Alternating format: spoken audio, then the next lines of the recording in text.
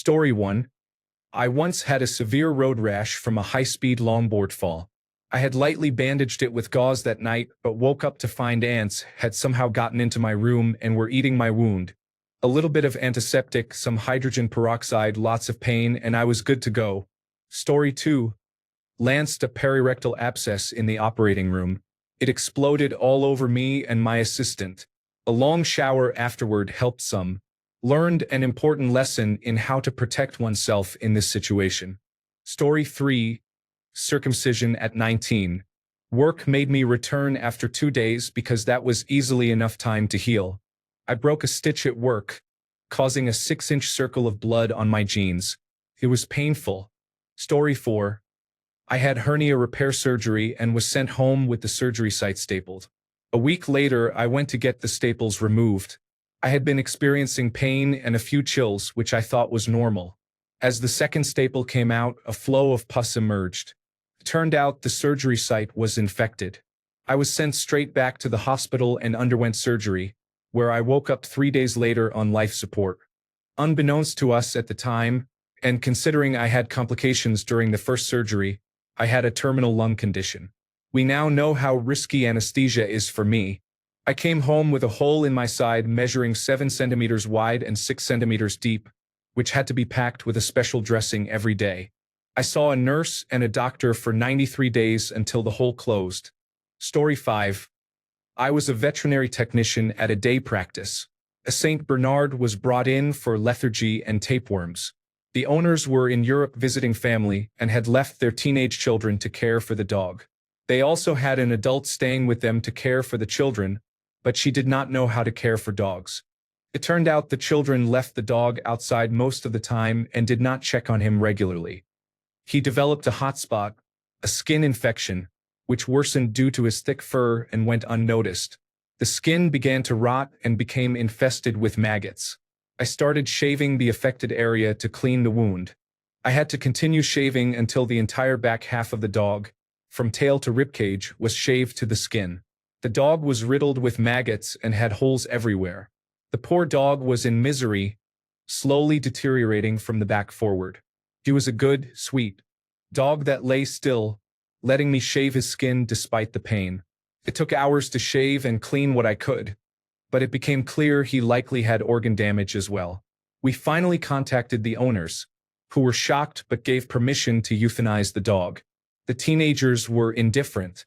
I do not normally advocate for harsh discipline, but I hope they were held accountable for the neglect they showed to that poor dog. Story 6. I forgot what I was diagnosed with, but my left testicle started getting bigger. It grew to about 5 times the size of my right testicle. Technically, the testicle itself didn't get bigger.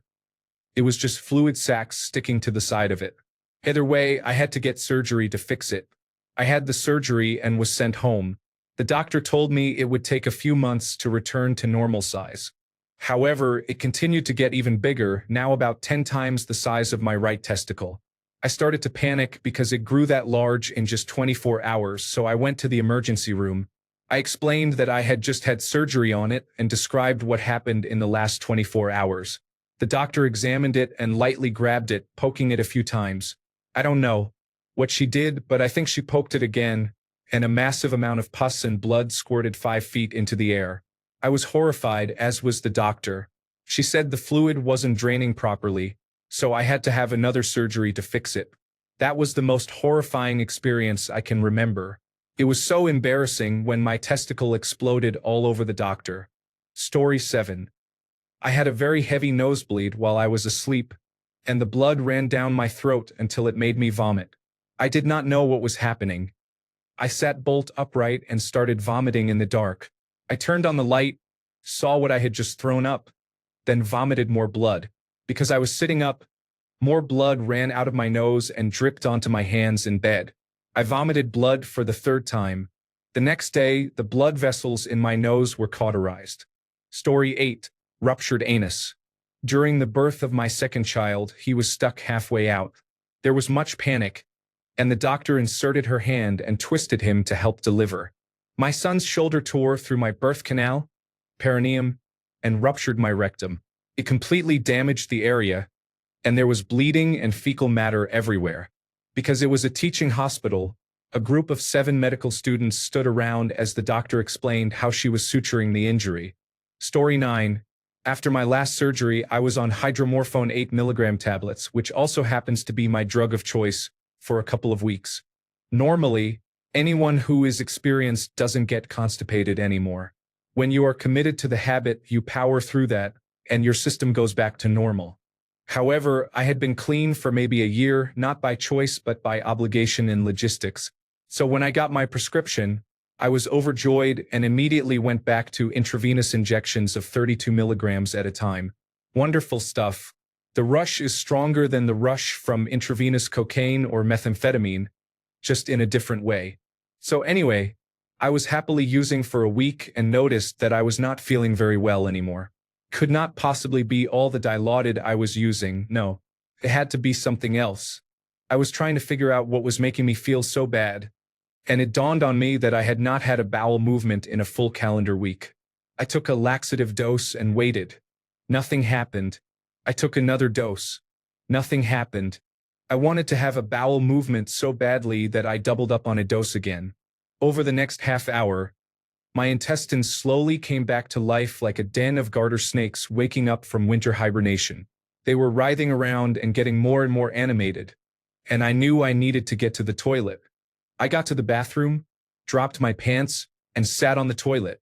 Beads of sweat formed on my forehead. It was coming. A sense of doom came over me, and I had to hold onto something so I would not fall. I do not know what the specific impulse of a bowel movement is, but this was going to be an efficient process. My hands found purchase on the countertop and the towel railing on the sliding shower door. My anus then did its best impression of an anaconda throwing up its last meal.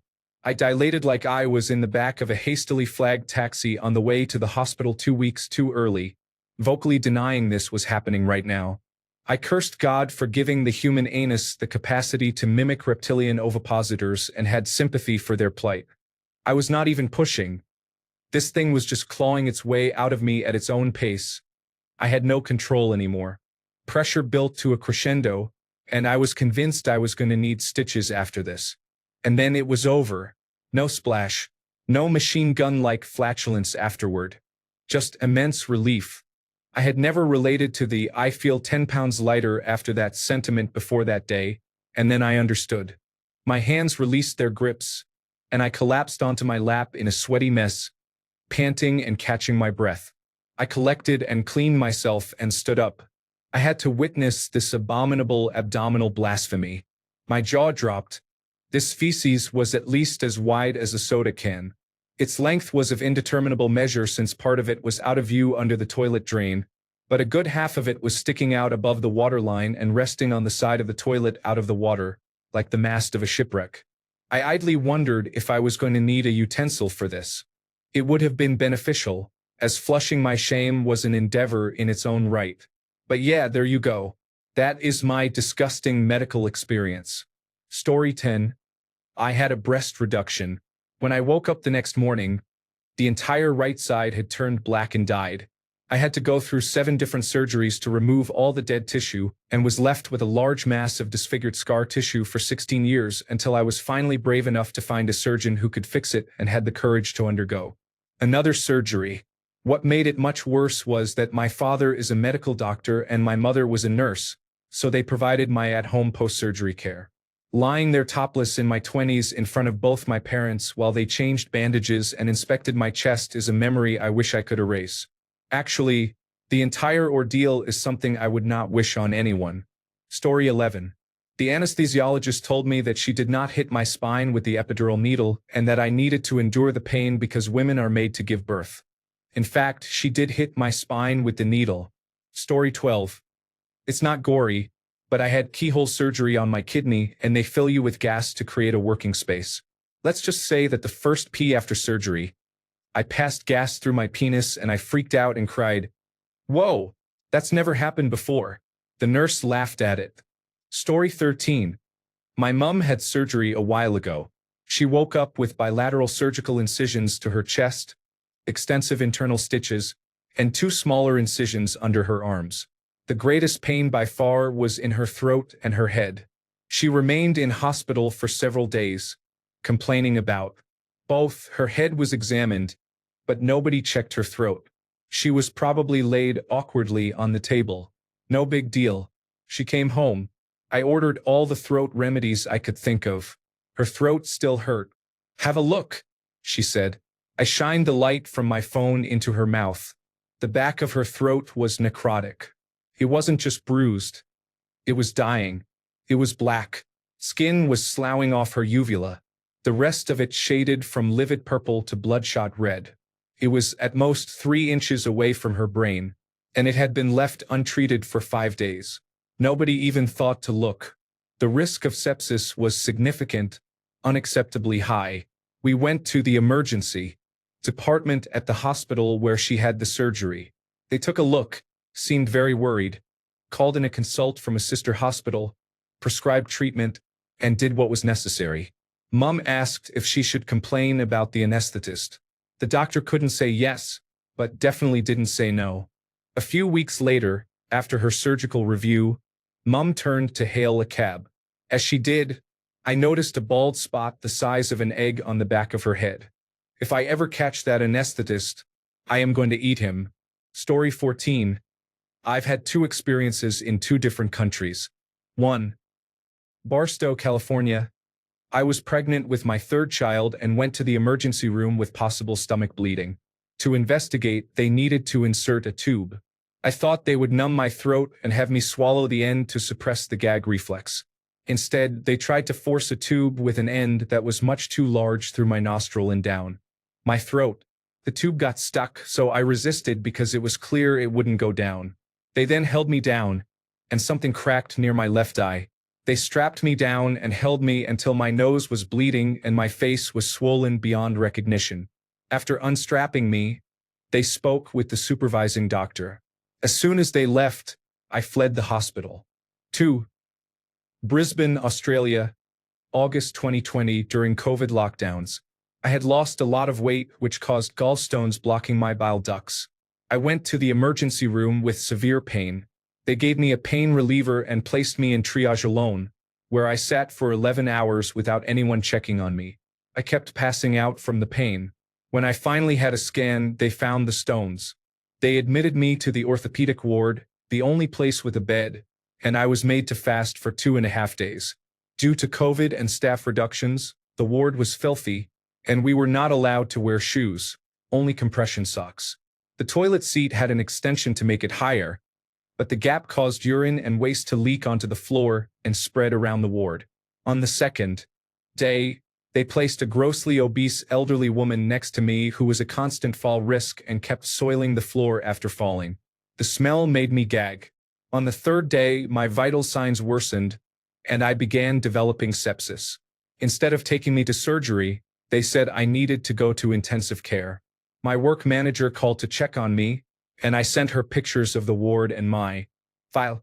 She contacted the health minister, who then called the hospital and threatened to shut it down and fire supervising doctors unless I went to surgery within the hour. After surgery, I returned to the ward, having missed dinner and refused food. Severely dehydrated and malnourished, I discharged myself and met my husband at the hospital doors. I will never go back to that hospital. Story 15. I ran through a pre-safety glass sliding door when I was in 3rd grade. I put my hands down to break my fall and landed in shattered glass. My knee was cut open, my calf had a very deep gash, and my hand had a tear at the base of my pinky that exposed the bones. I spent hours in the emergency room with them, removing long splinters of glass from my palms, or having a bone spur removed from the end of each big toe. I received 4 shots around each big toe. Then the doctor grabbed a large pair of pliers and yanked off the nail. He held it up to show the bloody stump. Then he sliced open the nail bed, exposed the toe bone, and filed down the spur on the end of the bone, which was causing my nails to grow in an almost circular shape. The healing was intense. Once the numbing agent wore off, it was very painful. Story 16. While getting my wisdom teeth removed, I woke up from anesthesia due to the pain while an orthodontic surgeon was attempting the removal of my furthest back right tooth. I could feel the dental forceps carving through my gum line as he pressed down with all his strength, twisting and crushing the tooth. Blood was flying as I grabbed his arm, and he said, "Oh no," then quickly administered more anesthesia. Story 17. Probably being swept into reefs. Those coral wounds get infected so badly and take a long time to heal. Nightmare. Story 18. Stuffed my face with small cakes covered in bright hot pink frosting. Collapsed with severe abdominal pain that afternoon. The emergency room doctor sent me for a scan after giving me pain medication. A perfect arc of bright pink vomit went from me to the technician, getting on a little bit of her hair as I sat crying and telling her I did not have any horrible diseases. Story 19. When I was in 3rd grade of elementary school, a worker fixing a leaking roof stepped on the wrong support, and a piece of the ceiling made of asbestos came off and hit the top of my head sideways. The most interesting part is that I didn't feel any pain at all, but somehow my brain told me I had to scream, cry, and hold my head. When the teacher took me in her arms, panicking, I looked at my hands and they were all red, literally red with my blood. Imagine dipping your hand into a can of red paint. They took me to the clinic, where I received a few stitches and couldn't go to school for a week. They wrapped my head with bandages, making me look like a mummy. This happened in a third world country, so there was no lawsuit or anything like that. However, some teachers came to my home and bought me Tamiya, so I guess that was good. I am 30 now, and I still have scars on the top of my head. It is basically like a dent or a dip in my skull. Story 20. Compared to some of these, I had an abscess about an inch below where my belt would be, above my buttock. It started to hurt enough that I couldn't lie down, and I thought it might be a spider bite since I had been bushwalking a few days earlier in loose pants and assumed something had bitten me. I went to the emergency department, explained what I thought it was, and the nurse decided to extract all the pus and bandage it. She kept pressing on it, filling a kidney dish with pus-soaked swabs. She mentioned it was a lot deeper than it looked, applied a dressing, and I went home with no further instructions. A couple of days later, I was in agony. The skin around the area was turning gray and peeling, and I had a fever. My aunt convinced me it wasn't healing, so I went back. It turned out to be golden staphylococcus and required oral antibiotics and an antibiotic wash. They were concerned it could have become septic if I had left it longer. I still have a scar. Story 21. I was bitten by a dog with irresponsible owners as I walked past. The dog took a chunk of flesh out of my arm, managing to bite through my coat. I still remember seeing pieces of flesh on my coat. I had to take my coat off to break free from its grasp, and there was a lot of blood. Even now, I have panic attacks around large dogs. Story 22. Not mine, but there is a story on the internet called Swamps of Dagoba. Read at your own risk while you are not eating. Unbeknownst to us, the infection had actually tunneled nearly a foot into her abdomen, creating a vast cavern full of pus, rotten tissue, and fecal matter that had seeped outside of her colon. Story 23. I was shadowing for an emergency medical technician basic, and a child was bitten by a dog. He did not come in until a little over a week later, and the smell was disgusting. Before you walked into the emergency room, you could smell it. The wound was as green as could be and was the worst infection I have ever seen. Still, it was kind of interesting to look at. Story 24. I do not know if this counts as medical, but an autopsy was performed on a woman who was hit by a train. Her skull, scalp, and an eye were contained in a plastic bag with her body. The back of her skull was shattered. Additionally, everything in her abdomen and torso was ruptured. Her limbs were essentially pulp. I somewhat dissociated during the procedure. Please stay away from train tracks. Story 25. After my breast surgery, my right breast became very hard near the end of my recovery. It was the weekend, and the doctor was not responding even when I called the 24-hour line. It swelled to twice its normal size and turned purple. They finally saw me on Monday. It was painful, but they squeezed out so much pus I nearly passed out. They used large syringes to remove all the pus until they determined, after 3 failed courses of antibiotics, that it was a staphylococcus infection requiring another surgery to treat. The infection was deep in the tissue, not near the incisions from my previous surgery. This meant new incisions on my breast, leaving a permanent indentation. This was most likely because I had chemotherapy before surgery. Overall, breast cancer and the infection have been the toughest and most unpleasant challenges I have faced. Story 26. A drunk driver ran over me with a car when I was riding a 125 cubic centimeters motorcycle.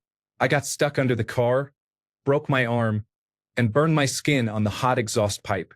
The fire department had to lift the car to get me out. Story 27. I ignored a blister on my foot that became infected. When I finally sought medical attention, the wound had started to become necrotic and was so deep that the doctor inserted her pinky finger into it and touched the bone of my foot. It made the nurse gag when I took my sock off and the wound began to air out. Story 28. Back in the day when I was 7 or 8 years old, we were free-range kids. My friends and I made a soapbox coaster out of old buggy wheels and empty wooden orange crates. We towed it downhill in our pothole-filled alleyway with a bike, going as fast as we could. When it inevitably disintegrated into wooden shrapnel and nails, it opened a 4-inch gash on the back of my thigh. I should have gotten stitches, at least a dozen or more, but knowing I would get in serious trouble with my mom, I cleaned and bandaged it myself and threw away the bloody clothes. I'm 73 years old now and can still run my hand along the back of my thigh and feel the raised scar. Story 29.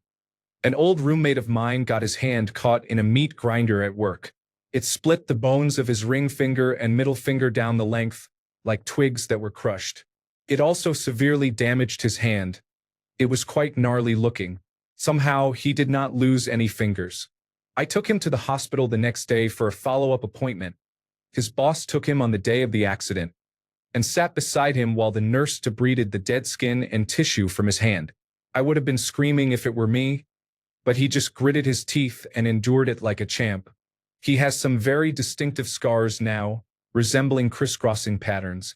They are actually quite interesting as far as scars go. His middle finger will never fully bend properly, but it could have been much worse. Story 30. I was diagnosed with breast cancer, which was surprisingly okay because they caught it early. I only needed a lumpectomy and follow-up radiation. After seeing friends go through the difficulties of chemotherapy, I felt like I had dodged a bullet. The breast surgery turned out great. It basically looked the same with a couple of new scars. Then came radiation. I got severely burned, and my skin peeled off in angry dark red sheets.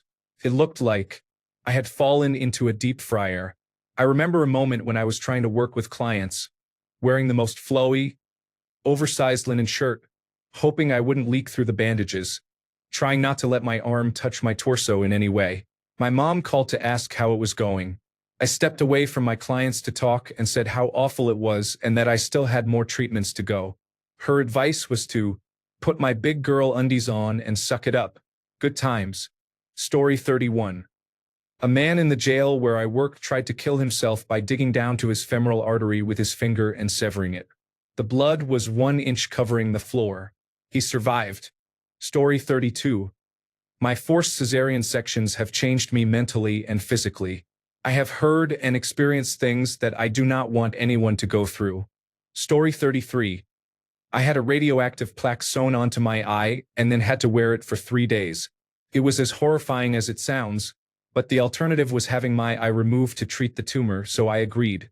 If it sounds painful, it is actually not that bad, just very uncomfortable. They kept offering me pain medication every few hours, and I kept saying yes, please. I spent most of those 3 days in a pleasant opiate-induced haze. Story 34. Gastroenteritis. Non-stop vomiting and diarrhea.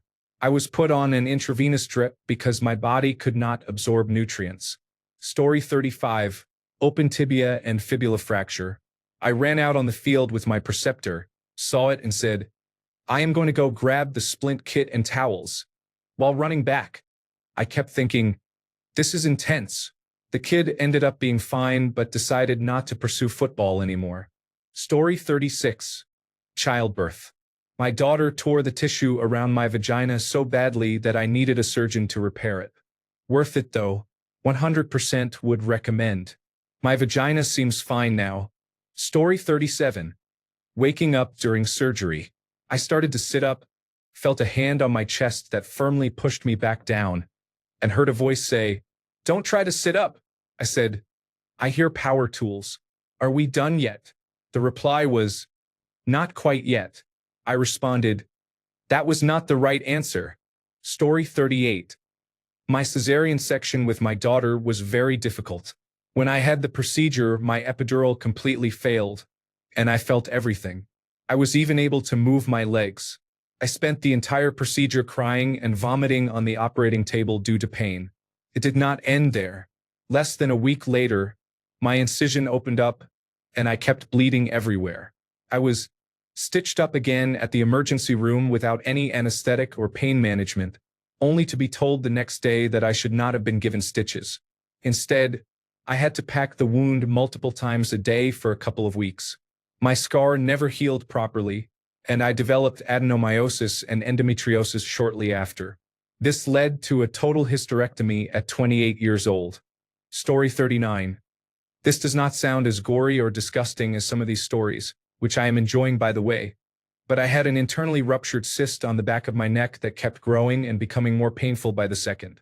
I endured it for a week, then gave in and saw a doctor. A week of strong antibiotics later, and it had not changed. In fact, it had become worse. It was at the point of bursting. The skin was so stretched that it was covered in oozing blisters, and the pain was unreal. I was sent to my local hospital and waited for 12 hours, only to be sent away because they could not operate on it. The very next day, it exploded while I was at a friend's birthday party. Thank the Lord I have long hair that covered it. The smell was like pure death, but the relief was immense. Story 40. Gunshot wound to the hip in a Labrador Retriever or extremely maggot-filled wounds found all over a cat's body who got caught under a lawnmower and hid for a few days afterward. Story 41. Not me, but while in the hospital, the woman beside me was screaming. The doctor finally came to see her. The ambulance officer gave the rundown to hand her over. She had maggots coming out of her vagina and stomach pain as well. I was moved to my ward before I found out if she was treated or not. Story 42.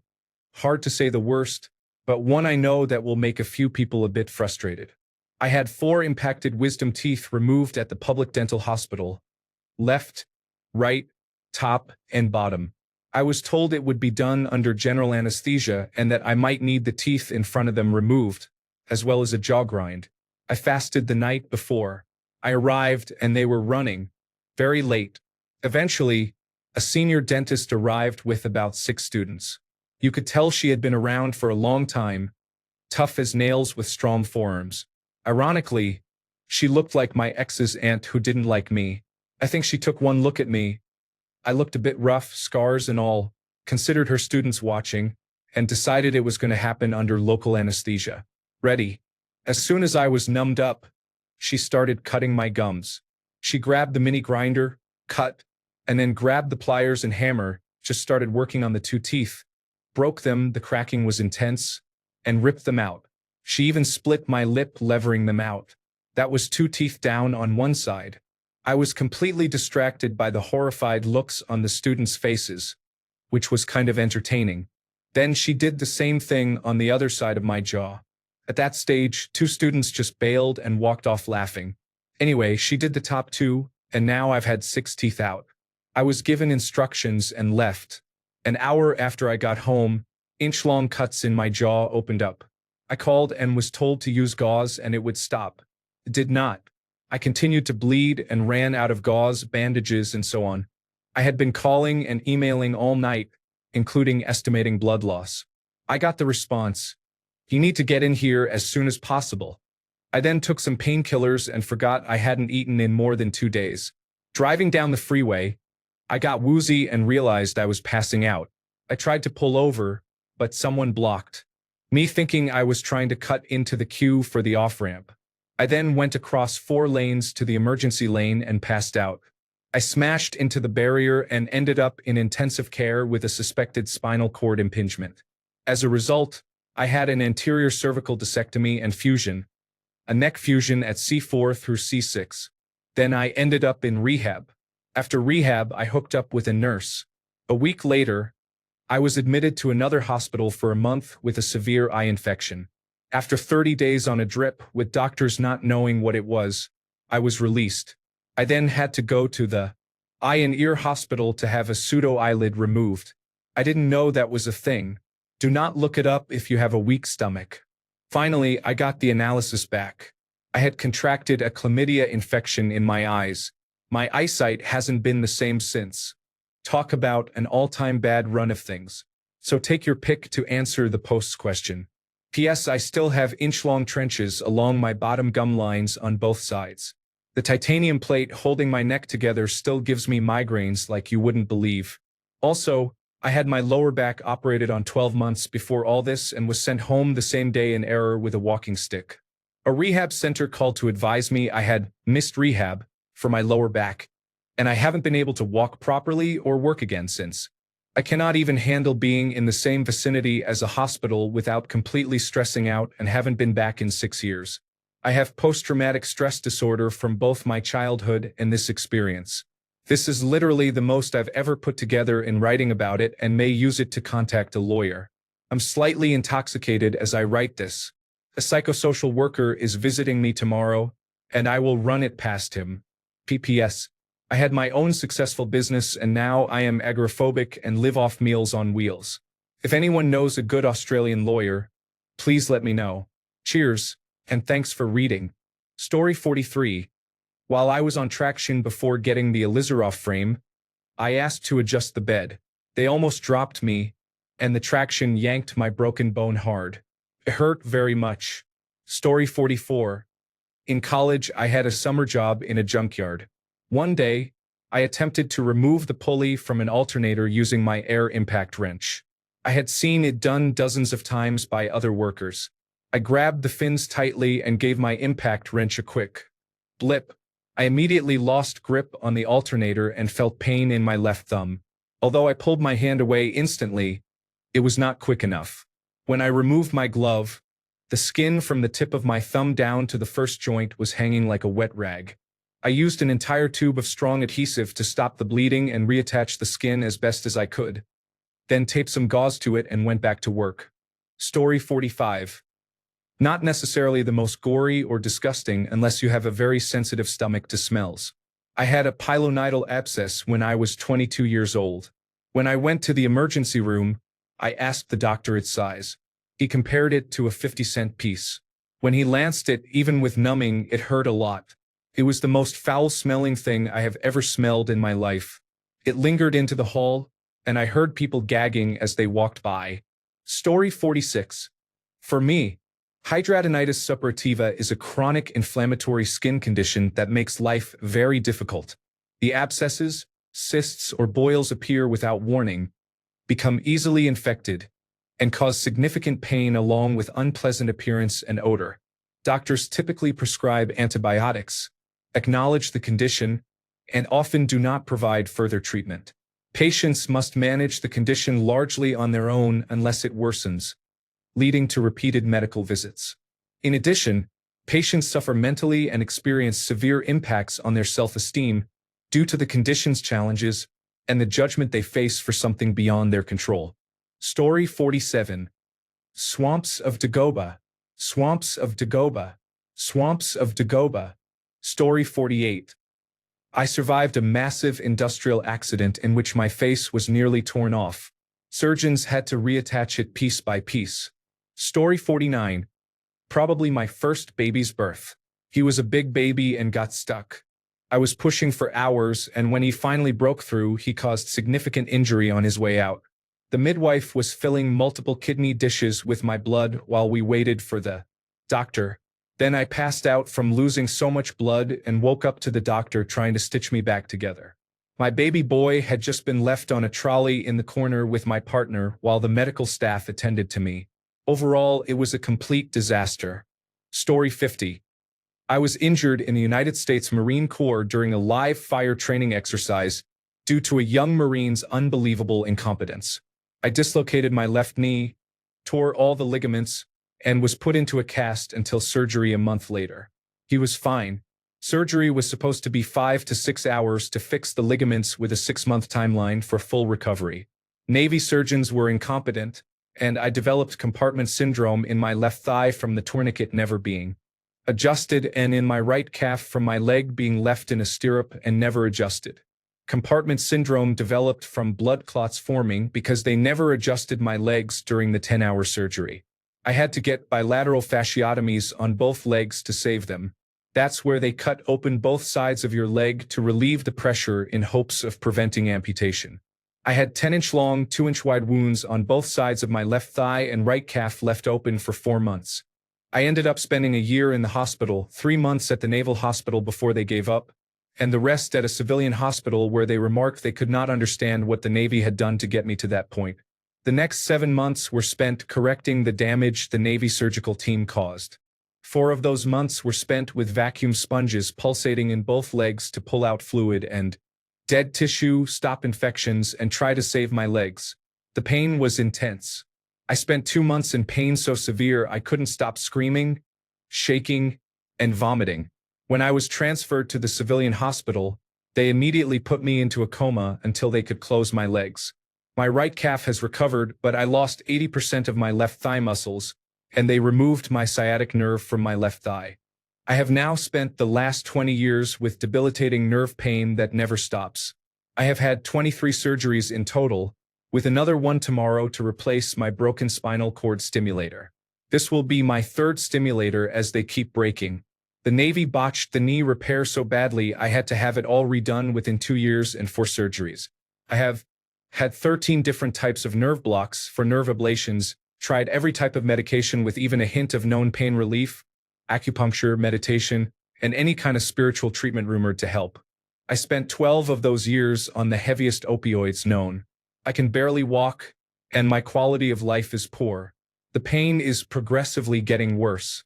However, I still feel I have a good life, at least compared to my childhood. I earned an engineering degree. It took 6 years, but I got it. School was hard while constantly doped up. I was only able to work for 4 years before the pain worsened and the opioids stopped working. I wasn't able to finish my career or get my professional engineer license, but I have made peace with that. I have an amazing wife who is a certified public accountant and runs her own business from home. We have 3 amazing children, and we have raised a niece and nephew since they were both 8 years old. One is from one of my brothers and one from one of hers. My job now is to cook and clean, and I'm pretty good at that.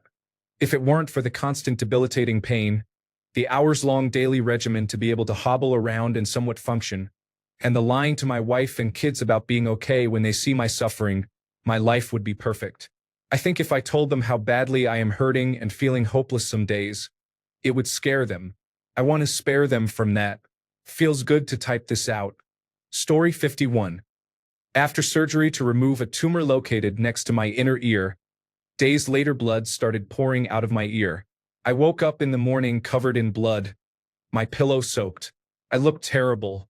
I scheduled emergency surgery, and the following day it stopped. I canceled surgery. There have been no problems since, besides being deaf in one ear. Story 52. I have a situation where my mouth is a bit smaller than it should be, so my teeth rub against the inside of my cheeks. Under normal circumstances, this is fine and I don't even notice, but when I was undergoing chemotherapy, this became a big problem. Chemotherapy attacks cells that replicate quickly, like those inside your mouth, and I ended up with a flap of skin there that was incredibly painful. Couldn't eat. I went to the dentist and oral surgeon, and they said they could cut it off to solve the problem. They used a cauterizing tool which was very effective and only took a minute. However, cauterizing burns the skin, and since that skin was inside my mouth, I learned what cooked tissue tastes like. The answer? Hot dogs. It was really gross. Story 53. Transrectal prostate biopsy. The procedure involves inserting an instrument through the rectum, then through the intestinal wall, to remove small samples of the prostate tissue. This is done to determine if prostate cancer is present. Fortunately, the results showed no signs of prostate cancer. However, the recovery included 3 months of blood in urine, blood clots, and discolored semen. Story 54. At about 9 to 10 months old, I knocked a glass over and cut open a big artery in my hand with a broken piece. Blood was spewing everywhere. I was rushed to the hospital, where one of the best hand surgeons in the country was available. I needed 5 hours of micro-hand surgery to stop the bleeding and ensure I could use my hand. It still works well to this day and is actually my dominant hand. I still have a chunky scar. The only thing I cannot do is hold my pinky completely straight on that hand, but it is not necessary. Story 55. This was a few months ago, and I know it is not considered the worst, but more of a disgust factor. I was opening an already open bag of shredded cheese, and I wanted to smell it to make sure it was good. I could not read the expiration date. I opened it up close to my face to smell it, and I cut my eyeball on the corner of the package. I went to the hospital and received moxifloxacin eye drops. So yes, I cut my eyeball on cheese. What an idiot. Story 56. When I gave birth to my first child, his head was just a little too big, so they cut some skin to prevent tearing. The push right after that caused him to come out so fast that the amniotic fluid shot out and got into a nurse's mouth. Poor lady. I would feel so violated if that were me. Story 57. Had a dermoid tumor that started to grow rapidly. Within 3 months of diagnosis, it went from the size of a dime to the size of a football. When I was in recovery after surgery, I asked the surgeon how unusual it was, and she said it was the wildest one she had ever seen. They were going to use it for training at the teaching hospital. It had a full set of teeth and an entire head of hair. Story 58. From 2023 to 2025, I dropped to 65 pounds. I am 5 feet 5 inches tall and had the distressing experience of gaining all the weight back faster than ever. I remember the feeling of my heart beating and being terrified that I was going to die. Also, psychosis, nothing more frightening than thinking that a powerful deity wants you dead. Story 59. Summary: COVID-19 caused severe complications that resulted in a large, fist-sized wound on my lower back and sacral area. It took 4 years to fully heal. I contracted COVID-19 before I was vaccinated. I am overweight and have some chronic health issues. I was hospitalized for a month. On the first night, I was placed on a ventilator and feared I would die. I called my fiancée, half delirious, to tell her I was being put into a coma while she cried. I remained on the ventilator for 2 weeks. When I woke up, I was very confused and in severe pain. I don't remember the early days of being awake. I experienced a cytokine storm, which damaged my heart, kidneys, and lungs. I was told I might need lifelong dialysis. My urine was black like flat Diet Cola. I could not walk for days and had severe difficulty with hand-eye coordination, barely able to use my phone. Most of my hospital stay was in a reopened, previously abandoned hospital dedicated to COVID-19 patients. I could not tell if the bugs crawling over the wood paneling were real or hallucinations. My back hurt immensely. I assumed it was from being bedridden in an uncomfortable hospital bed for so long. Eventually, I felt a large, completely numb area with 2 huge black scabs. After some research and consulting my aunt, who is a doctor, I learned I had stage 4 pressure ulcers, also called bed sores, around the upper part of my sacral area and lower back. I also had ulcers on my head and ankle. The understaffed hospital largely ignored the wounds and only applied dressings sporadically. Because I could not walk and was constantly given laxatives due to opioid use, I accidentally soiled the wounds twice. I became convinced I would die in the hospital. I worked hard to strengthen my legs to walk out. Due to the healthcare system's limitations, it took 2 weeks to see my primary care doctor. He was horrified and provided extensive wound care supplies. He arranged an appointment at a local wound care center in 2 weeks. During this time, I had to undergo dialysis 2 to 3 times a week for 3 hours each session and could not sit, stand, or lie on my back comfortably. My flesh was necrotic. The bandages covering my wounds had to be changed multiple times daily and constantly leaked pus and other unpleasant fluids. My fiancée changed my bandages and often broke down crying.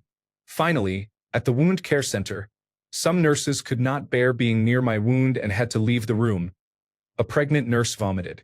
The doctor removed so much necrotic tissue that my pelvic bone was exposed. My fiancée could fit her entire fist into the wound. My wound fully healed this year after 4 years of dressings, wound vacuums, multiple surgeries, and many jokes. It still hurts to sit for long periods or sleep on my back. Thankfully, my kidneys and heart recovered. I no longer require dialysis, and I am now thinner and healthier. Story 60. I was sleeping on a summer night with some mosquitoes in my room. My tactic is to slap them when they land on me. One time, a mosquito landed on my ear. I slapped it, but it crawled into my ear and kept buzzing. I couldn't reach it, so I had to use water to pull it out. I can still hear the buzzing sometimes. Story 61. Earlier this year, I had a severe boil in my left armpit. I went to urgent care to see if they would prescribe antibiotics, and they did. However, they also laid me down and cut it open to drain the boil. The most painful part was when they injected the anesthetic to numb the area. Visually, the worst moment was sitting up and seeing the paper beneath me, along with part of my shirt, soaked in a clear liquid that was slightly yellowish mixed with blood. I was genuinely surprised I did not pass out or feel faint. Removing the drain a few days later was a terrible experience. It was made of thin material that had been rolled up and inserted into the wound. It did not hurt, but it was still very unpleasant. Story 62. Not mine, but my fiancée. She had open spinal surgery and now has 5 rods in her back. She woke up during surgery and fortunately felt nothing. She woke up after surgery, and they could not give her pain medication because her heart rate was too low. Literally less than an hour after surgery, she had to spend at least 2 hours fully conscious and in pain. That is all she recalls. Story 63. I had a uterine hemorrhage. It may not sound that serious, but imagine the contents of a jar of jam projectile bleeding all over the floor, emergency room stretcher, walls, and staff. It was gruesome and terrifying. I almost bled out, but they took me for an emergency dilation and curettage and transfusions. To this day, grape and strawberry jam or jelly make my stomach turn. Story 64. My doctor, while examining a lump on one testicle, knelt down in front of me and did not put on gloves. Story 65. I had a lump of tissue removed from my forearm about 3/4 of the way to my wrist. Once the anesthetic was in, I felt basically no pain, but it was definitely uncomfortable. Felt like there were guitar strings in my arm, and someone was plucking them. I looked over at the site while it was happening, and it was strange seeing them working on my insides. Part of me wishes I had not looked, but I know that if I had not, I would be wishing I had. Story 66. After a year of tests and visiting multiple doctors for my ingrown toenail, I had it surgically removed, and the nurses treated me. Welcome to Canada's healthcare. Story 67.